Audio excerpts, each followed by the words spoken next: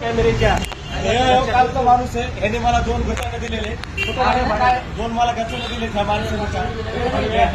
माझ्या ऍड्रेसवर येऊन ह्याने मला शिव्या केली.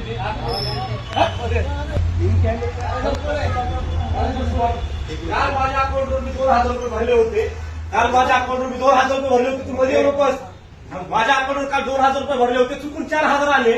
तर त्यांनी माझ्या घरी माणूस पाठवला. त्या माणसाने मला गुत्ताने दिल्या, 2 गुत्ताने दिल्या, शिवीगाळ केली त्यांनी मला. ही माझी चूक आहे का?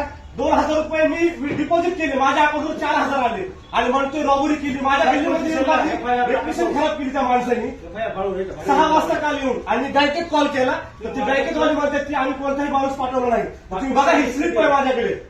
त्या माणसाने मला 2 गत्ताने दिले माझ्या ऍड्रेसवर येऊन आणि त्यांनी 2 माणसं आली होती सोबत आणि बोलत होते की ते तू जर बँकेत नाही आलास तर तुझ्या पोलीस केस करू आम्ही, नाही का? आणि तू रॉबरीचा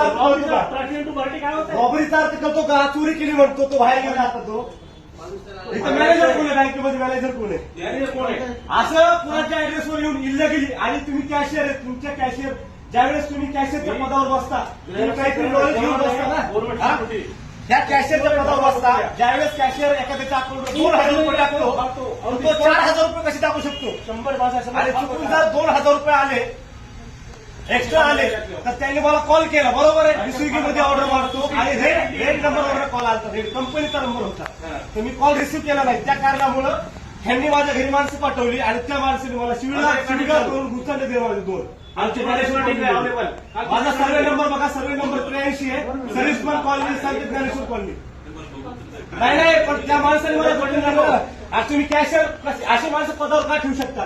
ते तुम्ही जनतेच्या अकाउंटमध्ये चुकून, माझे तर मी फक्त डिपॉझिट केले होते, पण त्या लेडीजने माझ्या अकाउंटवर 2000 रुपयाच्या ऐवजी 4000 रुपये डिपॉझिट केले. तर त्याच्यात माझी काय चुकी आहे का? माझी काय चुकी का? आमची फक्त दाखवती माझी आहे का? मग त्याचा काय अर्थ आहे? काय त्याचा अधिकार आहे? घरी माझ्या ऍड्रेसवर येऊन मला शिवीगाळ केली आणि माझ्या इथे गल्लीतले लोक आहेत 4 माणसं, तेव्हा काय झाले तर डायरेक्टली तो बोलतो की ह्या माणसाने आमच्या बँकेत येऊन चोरी केली. कॅशियर काउंटर आहे ना रे, कॅशियर काउंटरवर चोरी केली. तुम्ही बघा, हे बघा, तो माणूस आहे मला ताब्यात देताना. त्यांनी मला काय मारला, मी पिता मारला नाही बरोबर. पोलीस स्टेशन झाला, त्याच्यावर आम्हाला केस करायची. कॅशियर कोण होती बाई, तिच्यावर केस करायची. बघा ना, रेकॉर्डिंग आहे, पण तुम्ही असे माणसं का पाडू शकता? ज्या वेळेस मी 6 वाजता फोन केला बँकेमध्ये तर माझा नंबर ऍक्च्युअली ब्लॉक केला. कॉल करत होतो, माणसाने मला स्वीकार केली तर माझा नंबर ब्लॉक केला त्यांनी. हा रूल आहे का? अहो, सर्वसाधारण जनता पैसे घेऊन येतो रेकॉर्डिंग करायला. तुम्ही जर असं करत असाल तर त्याला काय आवडतं बघा, तुम्ही चेक करा ना. अहो, जो माणूस तुम्ही पाठवता तुम्ही त्यावेळेस चेक करायला हवं होतं. तुम्ही चेक केलं का?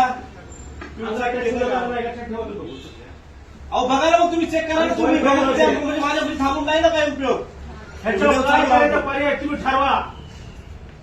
आमची एक तर मानहानी केली रोडवर आणि मी त्याला एवढ्या बोललो, माझ्या मुलाला पैसे भरलेत ना तर पैसे भरा. नव्हतो जाग्यावर माझ्या अकाउंटला 2000 घेऊन माझ्या अकाउंटला 1400 रुपये मायनस केलेत त्यांनी.